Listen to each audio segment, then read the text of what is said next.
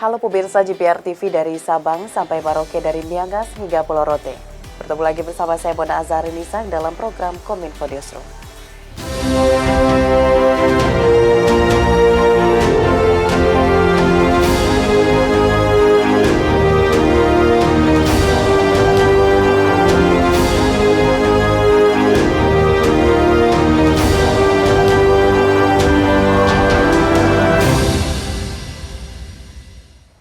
Pemirsa, kita ke informasi pertama. Dalam rapat paripurna ke-10 penutupan masa sidang 2 tahun 2023-2024, DPR Republik Indonesia secara resmi telah mengesahkan revisi kedua Undang-Undang Nomor 11 Tahun 2016 tentang Informasi dan Transaksi Elektronik. Pembahasan RUU perubahan kedua Undang-Undang ITE dimaksudkan untuk memperkuat kebijakan nasional dalam rangka memenuhi dan melindungi kepentingan masyarakat luas.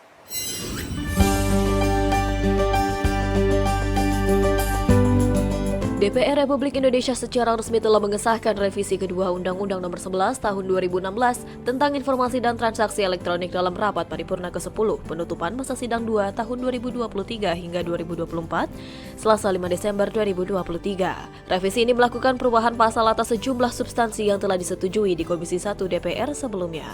Wakil Ketua DPR Republik Indonesia Ludwig Paulus yang kemudian mengambil alih kepemimpinan rapat paripurna ini kemudian menanyakan persetujuan kepada para anggota Dewan dalam rapat paripurna dan dilanjutkan dengan kata setuju dari setiap fraksi yang hadir pada rapat paripurna tersebut. Menteri Komunikasi dan Informatika Budi Aris Setiadi mengatakan, pembahasan rancangan Undang-Undang Perubahan kedua Undang-Undang ITE dimaksudkan untuk memperkuat kebijakan nasional dalam rangka memenuhi dan melindungi kepentingan masyarakat luas.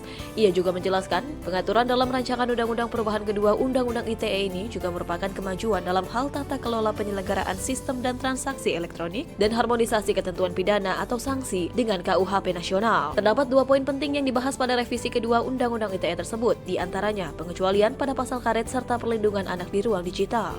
Dalam beberapa kasus di masyarakat, terdapat perbedaan penafsiran yang dapat mengakibatkan seseorang yang seharusnya melaporkan kasus penghinaan justru menjadi tersangka. Selain itu, revisi ini mengakomodasi berbagai isu strategis lainnya dalam upaya peningkatan pengakuan, serta penghormatan atas hak para pengguna sistem elektronik dan dalam mengoptimalkan penggunaan dan pemanfaatan teknologi informasi. Pemerintah meyakini bahwa RUU perubahan kedua Undang-Undang ITE akan dapat menjawab kebutuhan yang ada di masyarakat. Pemirsa, Presiden Joko Widodo bertolak ke Nusa Tenggara Timur dalam rangka program kerja ke sejumlah daerah. Di Kabupaten Nagekeo, Presiden bersama Menteri PUPR meninjau progres pembangunan Bendungan Bai. Pembangunan bendungan ini merupakan kiat pemerintah dalam upaya peningkatan kedaulatan pangan nasional.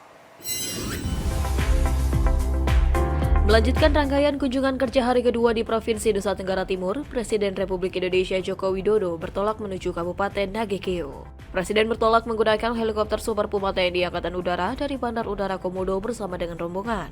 Di Kabupaten Nagekeo, Presiden dan Menteri PUPR meninjau progres pembangunan Bendungan Bai. Bendungan dan irigasi yang dibangun pemerintah menjadi bagian dari strategi pemerintah dalam menjaga kedaulatan pangan.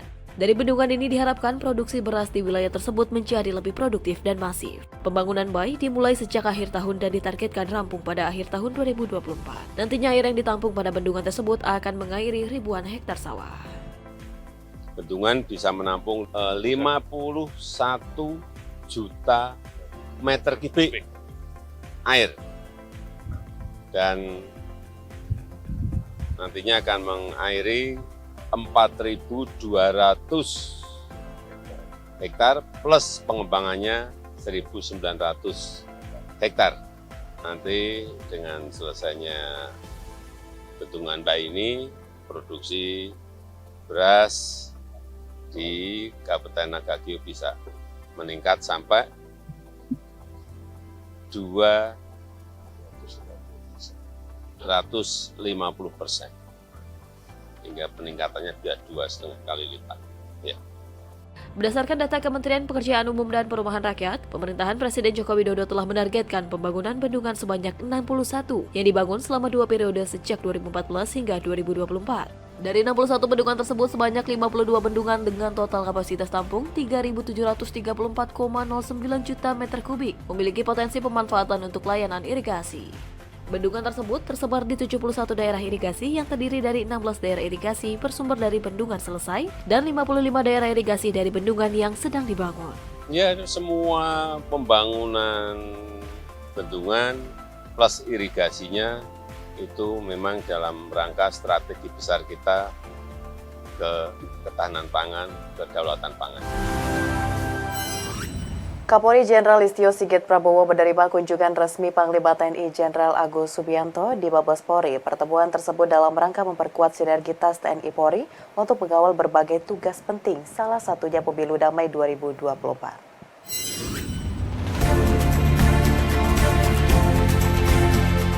Menjelang pemilihan umum 2024 yang semakin dekat, TNI bersama Polri membahas agenda patroli antara Babinsa dan Babin Kamtibmas, mulai dari tingkat kecamatan hingga provinsi untuk mengawal pemilu 2024 agar berjalan aman, nyaman, dan lancar. Kapolri Jenderal Listio Sigit Prabowo menegaskan bahwa tugas utama Polri dan TNI di pemilihan umum 2024 adalah untuk menjaga keutuhan masyarakat dan persatuan serta kesatuan bangsa Indonesia. Pihaknya memastikan pengamanan dilakukan dari mulai kampanye hingga pencoblosan di TPS. Selain itu, Polri juga dikerahkan untuk mengantisipasi jika ada sengketa pemilu yang melibatkan banyak pihak.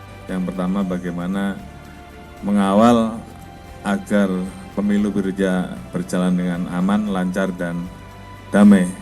Sehingga tentunya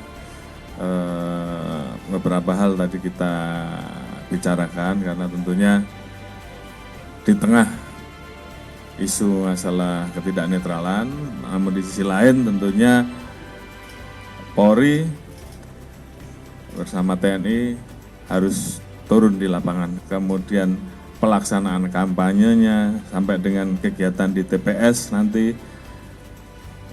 pengawalan rekap, menghadapi sengketa-sengketa yang ada, semuanya bisa berjalan dengan aman dan damai di tengah perbedaan pendapat, di tengah perbedaan pilihan. Dan itu bagian dari demokrasi dan tugas kita mengawal agar demokrasi bisa berjalan dengan baik. Kepala Pusat Data Informasi dan Komunikasi Kebencanaan BNPB Abdul Buhari mengatakan bahwa adanya peningkatan curah hujan yang menyasar di beberapa wilayah di Indonesia.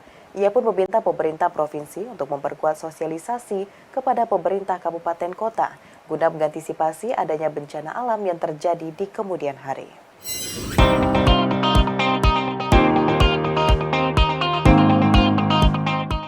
Badan Nasional Penanggulangan Bencana meminta pemerintah provinsi untuk memperkuat koordinasi, menyiapkan langkah antisipasi adanya peningkatan curah hujan di beberapa wilayah di Indonesia. Kepala Pusat Data Informasi dan Komunikasi Kebencanaan BNPB Abdul Buhari mengatakan bahwa peningkatan cuaca hujan tersebut diprediksi terjadi di Aceh, Sumatera Utara, Sumatera Selatan, Bengkulu, serta Lampung. Abdul pun mendorong Pemprov mewaspadai prediksi cuaca tersebut dengan mengintensifkan sosialisasi informasi kepada pemerintah kabupaten kota di seluruh wilayah Indonesia untuk mengantisipasi pencegahan dini adanya bencana alam. Tidak hanya bagian barat Jawa ya, ini juga bagian timur Jawa, selatan Papua, dan bagian barat Kalimantan dan tengah Pulau Sulawesi. Itu menjadi atensi utama kita sampaikan kepada pemerintah daerah provinsi, khususnya untuk bisa kemudian mengkoordinasikan kepada pemerintah daerah kabupaten dan kota untuk peningkatan kesiapsiagaan. Pemirsa, usai jeda pariwara, kami akan kembali dengan informasi lainnya. Tetaplah bersama Kominfo Newsroom.